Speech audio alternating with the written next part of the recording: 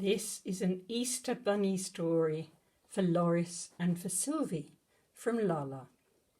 Once upon a time, there was a very pretty and fluffy rabbit called Alfen, who lived with his special friend Lauris, her mummy and daddy, and her little sister Sylvie in a house near the wood.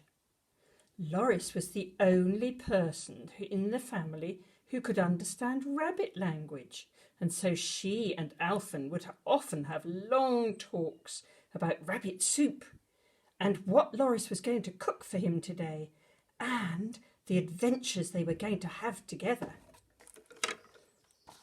Lauris, Sylvie, Alfen would often go exploring together across the fields, together with their dog Bear, woof, woof, woof, woof, woof, woof, and their black and white cat, Jess. Meow, meow. But Lauris's mummy and daddy always told her that she should not go into the wood because that was where the mean man lived. The mean man was called Mr. McGregor, and there was nothing that he liked better than to put into his soup a little fat rabbit. He was a very, very mean man. One day, Lauris, Sylvie, Jess, the black and white cat, and Bear, and woof woof, and Alfen, all went for a walk across the fields and beside the wood.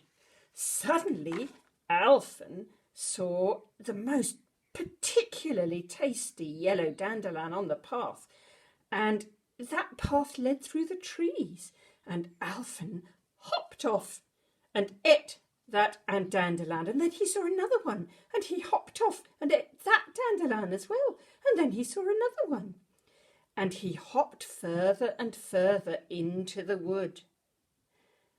Before he knew it, he was lost, and not at all sure he could get back to his friends. He could hear them shouting, "Alfen! Alfen!" in the distance. Poor Alfen. He was very, very, very frightened. Oh dear. And guess who was watching him from behind a tree? Who do you think it was? The mean man. That mean man, Mr. McGregor.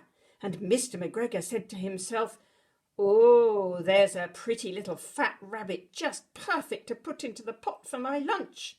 And out he jumped, and he threw his coat over Alfen, who squeaked as loudly as he could, "Help, help, help! The mean man has caught me!"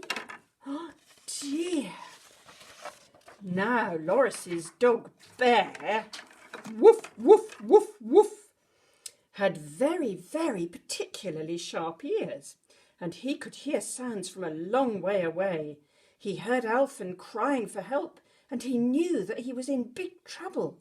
So he barked and bounced, woof, woof, woof, and barked and bounced, woof, woof, woof, and until Lauris said, "Bear, what is the matter? And where is Alfen?"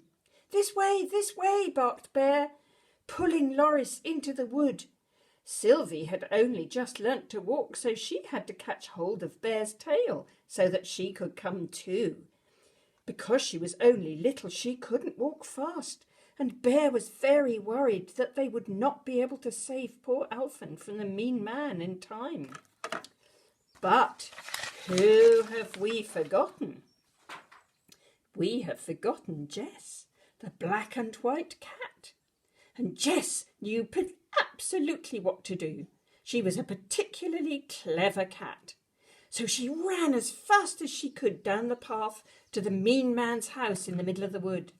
And when she peeked through the window, she saw the mean man lighting a fire to cook his lunch on. And his lunch was going to be Alfen. Oh dear. Jess climbed up and up and up onto onto the roof of the house.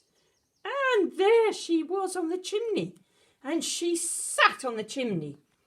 And all the smoke went down the chimney and into the room of the mean man's house. And the smoke made the mean man cough and splutter and cough. And his eyes streamed, and at last he could bear it no longer, and he ran outside. "Who's that sitting on my chimney?" "Woof, woof," says Bear. Just at that moment, Bear came running up. But the mean man didn't see him, and he thought he'd never had cat soup before, but he might just get that little black and white cat off his chimney and put him in some soup. So what happens next? Well, off the mean man went to find a ladder to put up against the roof and get that little black and white cat off.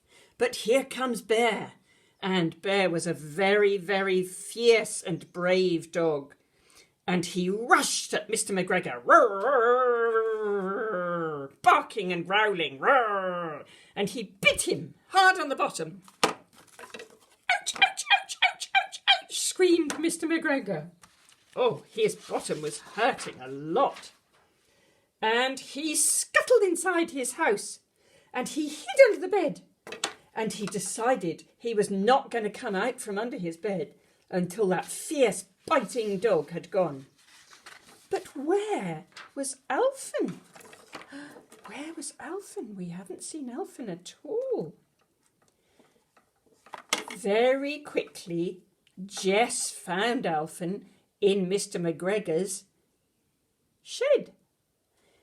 And Bear bit the sack that Alfen was in and let him out, and they all quickly hurried off back home to tea, because they were very, very, very hungry. They were extremely glad to be home safe, and suddenly realised that they were so hungry that Lauris and Sylvie's mummy cooked them a big tea of sausages, smoked salmon, chips and baked beans, and dandelion soup for Alfen, who was very happy. And for pudding, as it was Easter, they each had a large chocolate egg as a special treat.